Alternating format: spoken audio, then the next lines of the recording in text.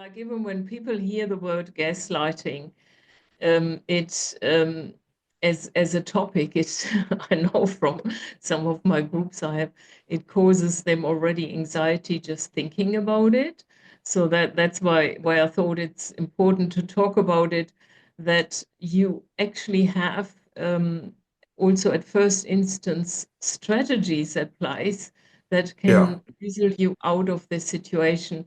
So you don't have to be, or you don't feel so triggered and reactive, and actually dig yourself a hole even deeper, because that's also what the other person wants. Then they kind of have you at a point where they can maneuver you further, and you got to hold your space.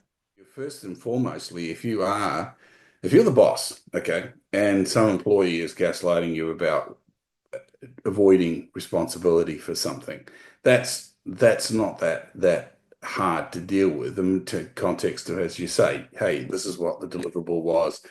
You didn't deliver on it. I understand the dog ate your homework, but nevertheless, you needed to do the homework again, whatever it is. I understand your grandmother died for the fifth time, but you can only have two grandmothers, and that's the way it is.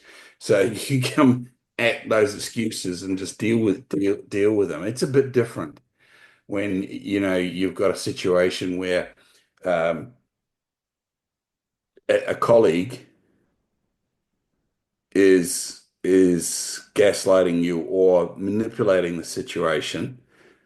In fact, a situation comes to mind immediately to me, and that's my wife is working with a person in perioperative nursing environment at the moment, and she's not pulling away, but she's getting away with it by blaming others. So this is exactly what we're talking about here. So it's when you're talking peer to peer, it's much more difficult to deal with that That's situation. Yeah, yeah, yeah. And that's also a very interesting situation, because I would say that's the next level up. When someone gets away with it in their team, that means everyone around them that deals with it is not addressing the issue, and it's not bouncing it back to the person who is getting away with things. And then eventually it'll land, if it lands anywhere. Sometimes it doesn't. It lands onto the manager's table, and then they have to deal with it. But it's interesting. If they want to look at it. Yeah, if they want to look at it. I mean, that's the interesting part about this gaslighting, is that um, uh, it seems to confront people and startle people so much that they don't even want to address it. And the person who has been gaslit, feels so disempowered that they cannot confront the other person with it. And that's why it's such a I find such a and it happens so much, and that's why it's such a sort of important topic, because so many people get away with it, Hmm. with the gaslighting, because no one wants to hold them to account, and everyone is scared that they're being gaslit. So it goes to my point is that holding people to account is important, and in terms of eliminating this kind of behavior. And then there's a whole lot of other complications that come to to bear on it, because you can find yourself in a situation where someone is using their power, their importance, if you want, maybe in a key position, have key skills that are needed for the project and whatnot, and they are using that to get away with manipulative behavior. Because they're essentially saying, you can't fire me. I'm immune, or I'm Mm. nowhere near as at risk as you are. And that's again comes down to the culture of the place, comes down Mm. to the leadership. I mean, be honest with you, Jacqueline, this stuff shouldn't happen. It shouldn't happen. If the management's up to snuff and the culture's right in the place, it won't happen. If is happening, then there's a problem. There is definitely a problem, and it does happen a lot. That's my experience.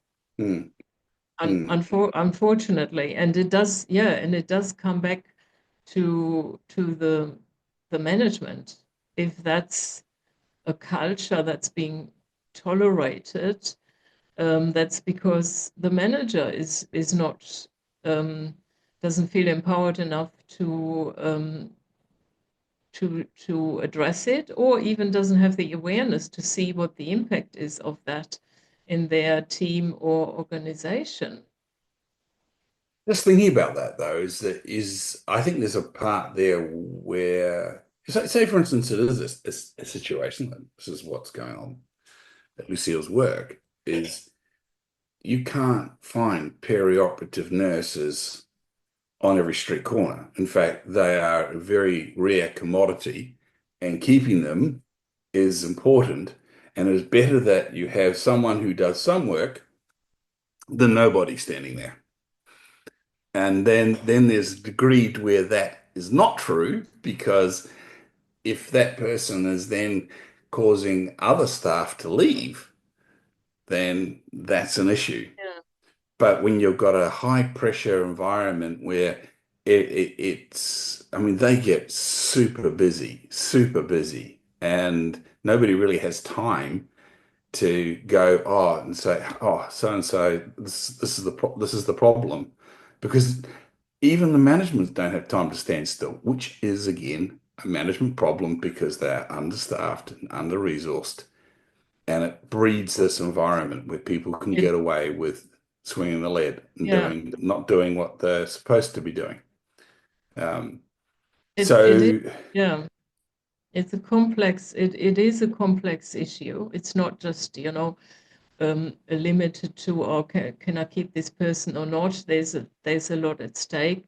And even though I haven't worked in an environment where life is at stake, I've worked in high pressure environment where if you do not get the one expert with this one particular skill set that isn't in the team, if you don't get it, then you can't continue with the program. And sometimes, we're talking 10 millions, which in software development is a huge amount. And what I've learned is that it never works out to take someone who is not up to scratch.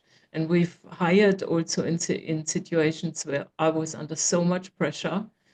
The whole team there was virtually, very limited resources on the market. The recruiter would almost yell at me, what is it? Well, how come I can't deliver on your request? And I said, because these are the skills we need. If we don't have them, we can't continue. We can't hire someone who doesn't have it.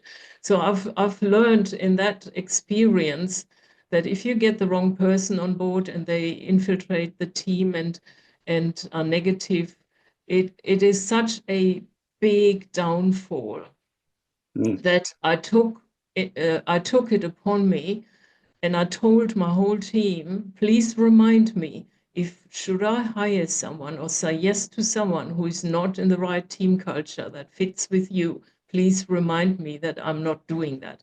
And I was at some point I was tilting towards someone who had the skills, who was super intelligent, but he didn't have the team culture. And um, I just find I've learned so much by holding my stamina, because what I also found is, I learned, I put myself in so much discomfort, and also, I needed to manage it upwards and downwards. But in the end, we mm, got we got the right people, and I always found they are just around the corner. It's like when you say no to someone where you really almost regret it. Why did I say no to this person? Then a person comes around the corner who does have the skills. And I think the impact on a whole program, on a whole team, on a business, I mean, we were in a situation, it was a live or die situation for this particular business. If this program wasn't successful, the business can pack together and 120 people would have, been made redundant. And these, I mean, and it sort of conveys the complexity of things. And this would be the same in a hospital. You're dealing with people, there's life is at stake. Not everyone, but anyway, and Well, I mean, in these but I circumstances, when you're think talking I think perioperative, you're talking people who've had a general anesthetic. So mm, they are absolutely helpless. So it is a critical care and situation when you're and bringing them back from the anesthetic and then fixing them up and getting them ready to go home. Yeah, so it is pretty intense stuff. And what's really interesting about what I just heard from you saying this, Jacqueline, is that have faith. You have to sit in that discomfort of not having what you want and stick to what you believe is needed. So again, believe in yourself, stick with it, have faith, and let the universe do its thing. The right person will come or the right solution will arrive, and it's not always how you thought it was going to be or who you thought it was going to be. This is the difference between commitment and attachment. I'm committed to getting an outcome, but I'm not attached as to how that outcome turns up because that would limit the universe. and well, yeah, that is one aspect of it. And the other thing, I mean, this gaslighting topic gets bigger and bigger. The other thing is if we give in these, let's say, smaller challenges, we fertilize the ground to let it Mm, manifest throughout an organization. And because I'm seeing this a lot, and you've seen it and experienced it, it's these things where we haven't trained us enough to say no, to train our, stamina, staying calm and responsible and knowing, where to go and what's needed. If mm. that's not trained within the individual person, and you don't have to be a leader for that, I mean, that's trained within everyone, that is fundamentally sort of paving the culture and fertilizing bigger problems or not. And I think Yeah, the problem with the hospital and special, staff there with special sort of life-saving skills is very, very extreme. mm, Because I can understand someone would think, well, we have all these patients waiting for surgery. I need someone. And being yeah. in this conflict, there are these people that need surgery, and I need someone to And do like it. any other environment, like the environment you were in software development, you're talking very expensive bodies. Like a surgeon standing still is costing a lot of money. Mm. And there were some surgeons actually go from theatre, they actually operate two theatres. So the surgeon's literally going in, all the prep's done, comes and does what needs to be done, particularly eye surgery, and then goes to the other one, and they're just flipping backwards and forwards between them. But look, I think it's really um, what I'm hearing from our conversation is that when we start talking about this issue of manipulation uh, and lying, frankly, and expecting you to believe it, which would be got gaslighting, right? When we're talking about that, what we're both saying is stand your ground, be in the discomfort zone, back yourself. Because if you don't do that, then you are creating an environment where you set a precedence and say, oh, well, I got away with it that time. They're going to try it again. Somebody Yeah, else is going to try it again. And the next thing, as you say, it's endemic in the organization. yeah. So, and you, if you're the supervisor, you're likely to be given credit for bringing it into the organization. even if you didn't start it because you went along with it and you didn't stamp it out to start with, you put yourself at risk there. Mm. That's that's right, and that's also, I mean, it's a really actually a really deep issue. I find gaslighting. That's why Mm. it has this sort of yuckiness around it. That's what I call it in the gray This, zone, because it is yucky. It is not, it's, yeah, for me, it's past the gray zone. It's not a gray zone. This is, but like it it's depends what it's you in the mean with dark it. zone, is it? It's in the It's black zone, it black yeah, ops. maybe I do, yeah, yeah, I do get what you mean with it. Gray zone. It's like, how am I going to react to this? This is really Mm, awful. I mm, haven't done this. I've done my beat. No, I'm just asking you. And they just, but and the thing is, the impact of gaslighting, if you tolerate it on a business, on society, is incredible. And because, I mean, I must have seen it oh a yeah, lot lately that the topic came up, and yeah, people were also sharing this with me, because it seems to be quite infested in mm, society, that the tolerating, oh yeah, I don't want to go there. And I also want to bring in the notion it's not that bad, because if you have been gaslit, you are actually in the powerful position. The other person is disempowered, they have a lack of confidence. You are the one mm, who actually carries it. It's just that we then just drop it.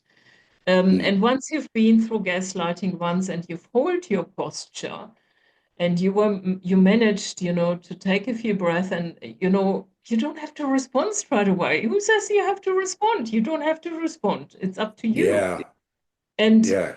once you've been through it once and you think, oh, I've got through it, the next time will be easier. Yes, because Because you'll build muscle around it. that's right. That's right. And Mm, it's not who's in control, but it's about, who's authentic, what's the reality here, and what's the impact if I tolerate this gaslighting? What's the mm, impact? It just keeps growing. That's what it mm, does. mm, mm. Um, You got to call it out. yeah, yeah. And I think also, I mean, yeah, you got to call it out. Um, I can actually, now that you said this, I'm just thinking, why don't you say, you could say, well, are you gaslighting me? Mm, It's like, you here, could. hey, not with me. Um, Mm, yeah, yeah, yeah, taking, sort of removing a little bit the sort of the anxiety that we have around being gaslight lit. It only comes from, because I don't know how to respond to it, because it seems to be so, kind of tangled into something. How am I going mm. to fill it apart? Yeah, so Well, you're you being just, asked to take responsibility and take the blame for somebody else, essentially, because they're yeah, saying, "Well, uh, you didn't, you didn't make it clear that that report was due on Friday." Well, the Friday report's always due on a Friday. I shouldn't have to make it clear. Like it yeah, is it's not clear. It just Friday is not is. Friday is not Monday. That's right. And Yeah, exactly. So, and I think that this self-belief is core to dealing with this. Is saying, yeah, okay, I'm getting, I'm being told that I have not done something right, and as a consequence, somebody else has not been able to perform, so it's my fault versus their fault. They're moving the blame. This is gaslighting. yeah. This is gaslighting. And you're better off putting your foot, honestly, I think Jacqueline, you're better off putting your foot down and saying, no, I'm clear. I gave clear instructions, or I asked you and I did my bit, and I've got the records. I know I did my bit. Why have you not performed? Don't And come and tell me it's my fault. I'm not interested. that's fine. And the thing is, I'm not interested in that. That's a good one too. So listeners, keep that one for yourself as well. I'm not interested in that. Yeah, And the but thing is, you why should you also, be interested, right? Sorry. Yeah, and you also are causing someone else to step up their game, which is for the benefit of the other person.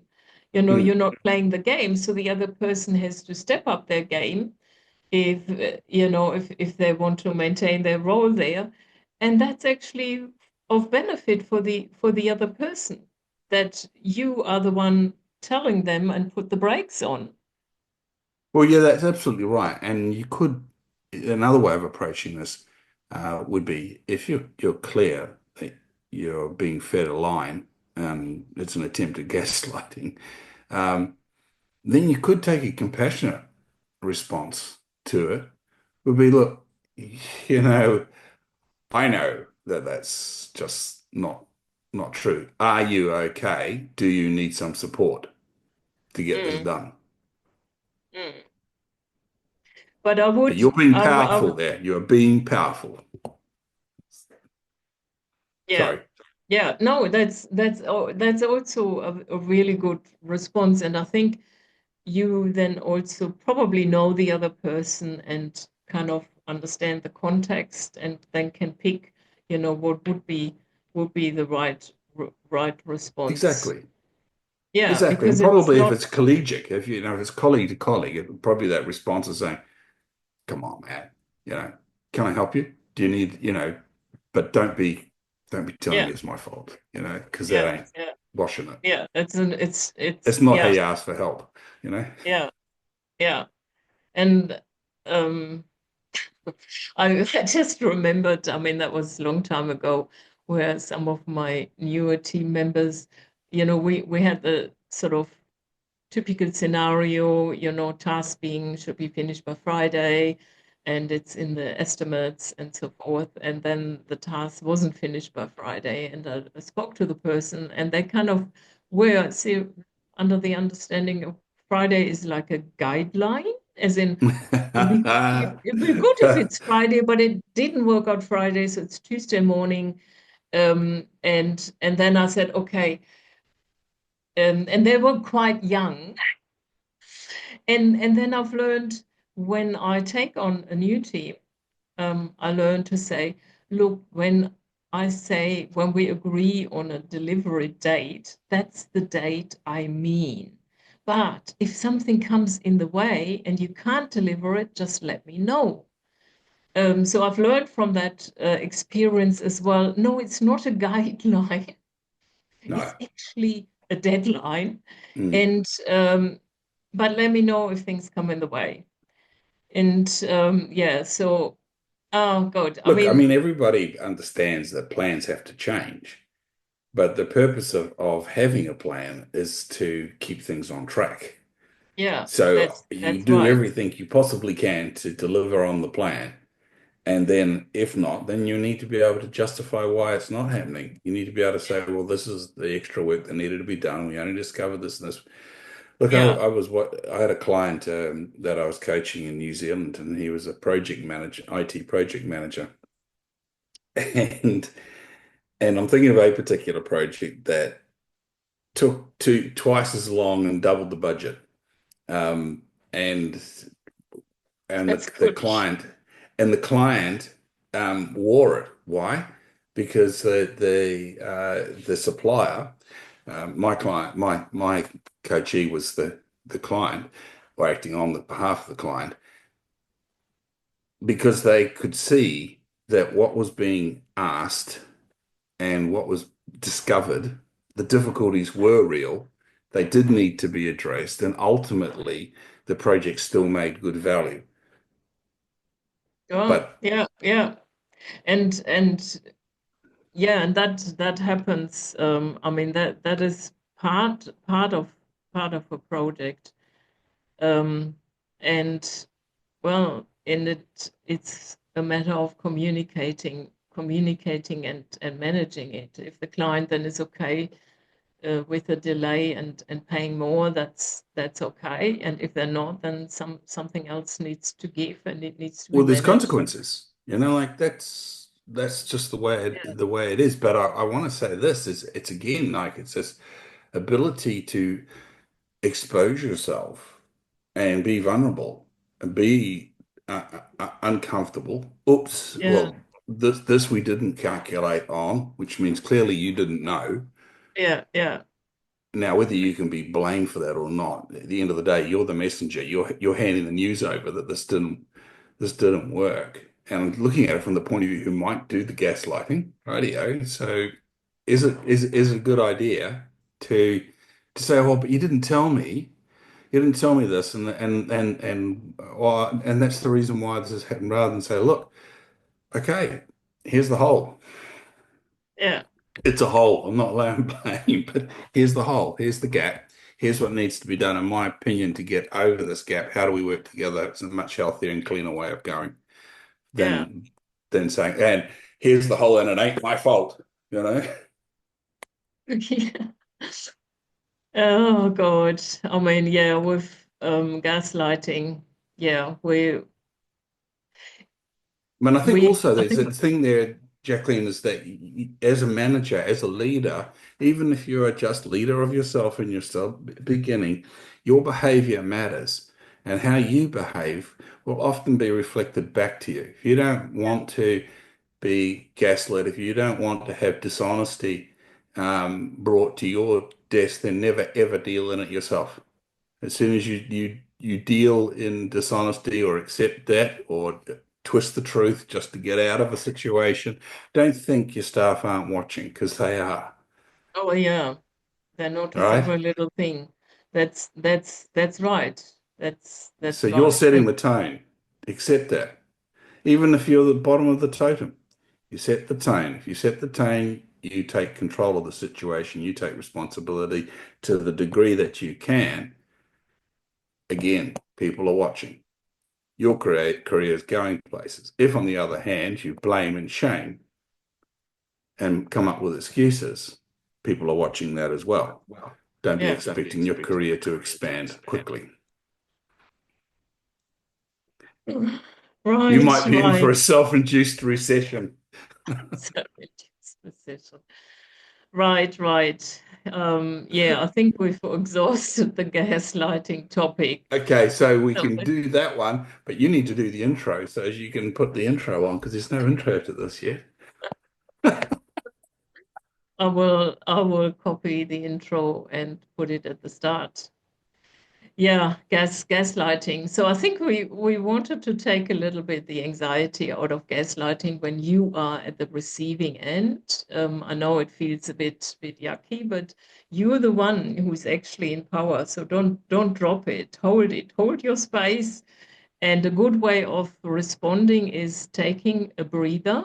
Don't respond straight away and ask questions, whether it's for clarification or did you mean this, or just ask question, because then you push the ball back into the other field.